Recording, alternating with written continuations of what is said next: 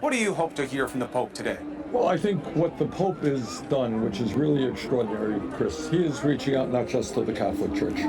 He's reaching out to people all over the world, and with an incredibly strong message of social justice, of talking about the grotesque levels of wealth and income inequality that exist all over the world, the dispossessed, the elderly people who are living alone, the young people who can't find jobs.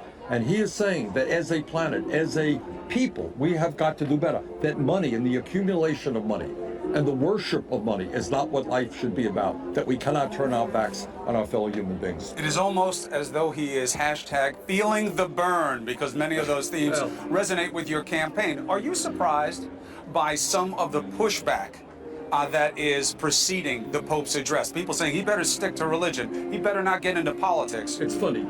The answer is no, I'm not surprised, because he has a very, very progressive agenda. He is looking in the eyes of the wealthiest people in this country who make billions of dollars. And he is saying, you know what? You cannot continue to ignore the needs of the poor. You cannot continue to ignore the needs of the sick. And he is also saying that trickle-down economic theory, he's very specific about that, really doesn't work. That government itself is obliged to protect those who are vulnerable. And that's a message, I have to be honest, many of my Republican colleagues do not want to hear. But at the same time, he balances it by saying, by the way, there are sins and excesses of populism as well. And people who he's talking to will look back at him and say, with all due respect, Holy Father, the American form of capitalism has raised more people than many other societies, probably all other societies combined. And we are a big reason for global success and not just global division. Well, the answer is yes, and the answer is no.